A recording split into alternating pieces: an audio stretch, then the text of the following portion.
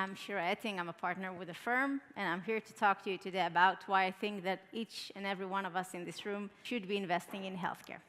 A couple of weeks ago, I saw another LP at another meeting, and he told me, I remember you, I met you 3 years ago at your AGM in New York, and I remember your presentation because you showed a picture of your massive dog.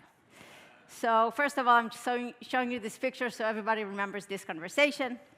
And besides for my dog, so actually back then it was COVID, and this is a slide that I was showing back then, and we were saying why COVID is the perfect storm for healthcare and why we think this is the time to be investing in healthcare. And the beautiful thing is that actually today, 3 years later, we're more bullish than ever. And why is that? So first of all, the situation in healthcare keeps on getting worse. Most of you probably know it. US expenditure on healthcare is 20% of GDP. We're going to be short by 100,000 care workers by 2028, and it's currently unclear how we're going to solve this. And 1 out of 6 people in the US is 65+ years old. And if you asked this question 100 years ago, it was 1 out of 20. So the population is getting old. And this is what it's like to try and meet a GP here in the UK. Nice to meet you. What's your name? Heather. Lovely to meet you, Heather. What do you do, Heather? You're a doctor? Ah, what kind? A GP? Oh my God. In person. I haven't seen one of you in years. GP.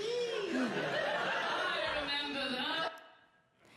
Okay, now the good news is that healthcare is becoming more digital and value-based. So 3 very important waves have happened in the last 20 years or so. So the HITECH Act in 2008 provided enormous funding to promote medical records, to shift from pen and paper to electronic, what we know as EMRs. And today, 96% of providers are using electronic medical records. This creates a huge amount of data, unstructured data, to be used. And we just heard from Edward why data is so important.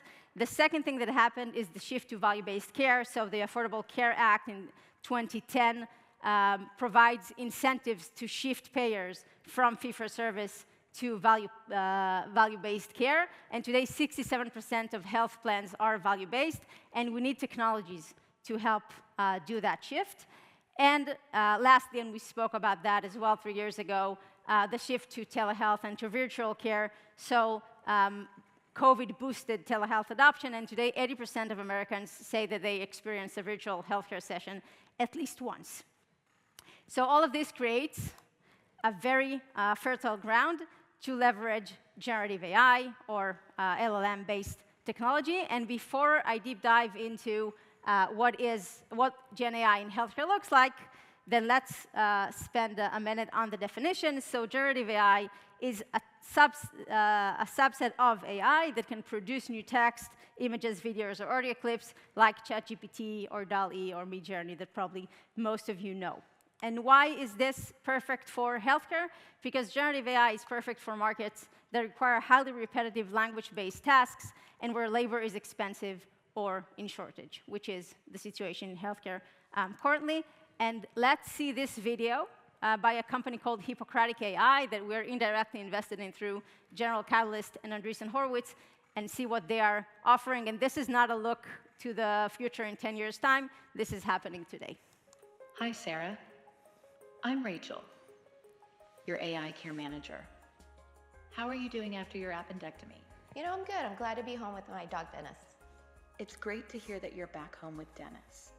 I noticed that Dr. Chang has prescribed you some antibiotics, specifically ciprofloxacin and metronidazole, due to your ruptured appendix. Were you able to get these medications? I was. I did forget to mention to the doctor that I am allergic to penicillin. Is it still okay to take the medications? Great question. The antibiotics you've been prescribed, ciprofloxacin and metronidazole, don't contain penicillin. So it's perfectly safe for you to take them. You know, I need to go right now, but it was great talking to you. I'm glad we had this talk. I'll pass along your progress to Dr. Chang. Goodbye. Goodbye. This video shows healthcare that is better, faster, cheaper that is much more efficient, that is automated, and that augments the work of the doctor. And this is, again, just one example. So we can see here in this quite basic market map, current use cases and current startups working in those use cases. So anything that is front office, we can see patient engagement, Hippocratic that we just saw, documentation. So instead of doctors wasting time on scribing notes, we have startups doing that today. A Bridge is a famous example, Ilias, that we're directly invested in, I'll touch upon later. Care decision making, we can support doctors with making decision, and of course the entire back office part, and that's where payers and providers are negotiating with each other, and all the reimbursements and the payments. We can do a much better job at making this more efficient and more automated. And I want to pause here again for a second and say that generative AI in healthcare, what we just showed, is not incremental. It's not 10% better what we currently have. It's a real revolution. And I want you to think for a second about communication 30 years ago. So we could speak to one another using cable phones in developed countries, and often in developing countries, we could not do that because those people missed the cable infrastructure layer, and it was unclear who's going to fund it and build it. So unclear how they're going to communicate with each other. And suddenly, cellular phones were introduced, and there was this leapfrog moment where communication was enabled. And what we argue is actually that Gen AI is that leapfrog moment for healthcare. And if there's one animal that I want you to remember from this year's presentation, it's not the dog, it's the frog. And why is it such a leapfrog? Because healthcare organizations are asking themselves, should I throw more people and fax machines at the problem, or should I adopt AI without the baggage of all the apps getting in my way? And why is this such a great unlock, and why are we so excited about startups in healthcare using generative AI? Because it addresses the biggest challenges that we've experienced to date with healthcare startups. So what are the challenges? Long sales cycles in healthcare, very difficult to demonstrate tangible ROIs, impossible to change workflows of doctors and care people, and limited markets. So often, when we had a solution, people or investors would say, the market is too small, we cannot invest in that. And what does generative AI does?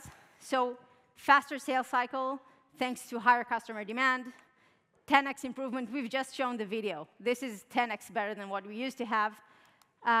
No need to change workflows, which is critical in healthcare, and opens new and larger markets. And I'll touch upon the first one and the last one.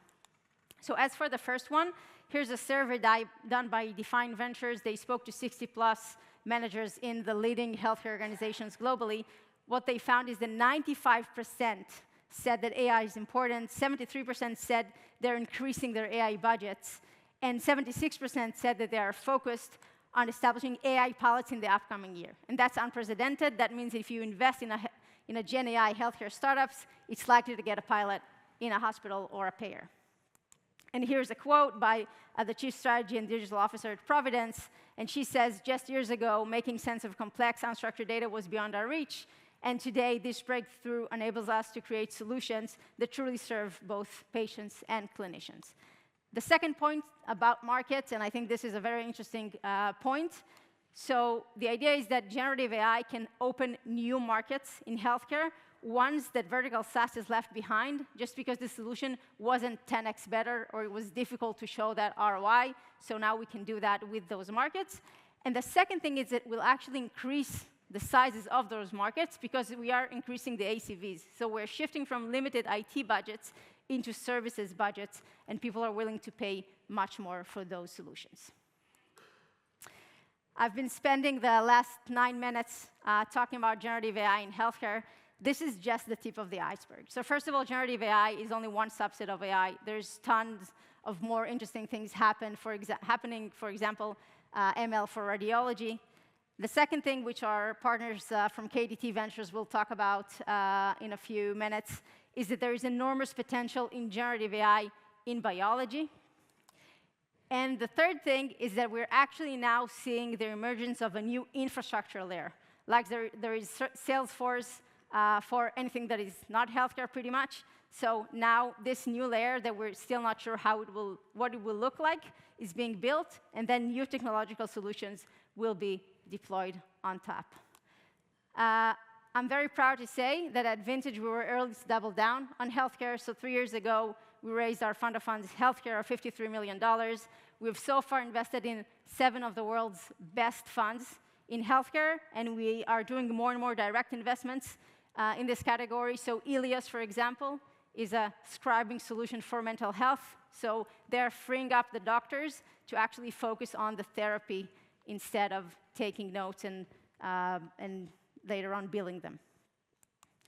One last slide. I argue that looking at the current healthcare system as it is today is taking a look at the rearview mirror, while what we all as investors should be doing is looking up front and looking at the future, which is brighter and filled with technology. Thank you very much.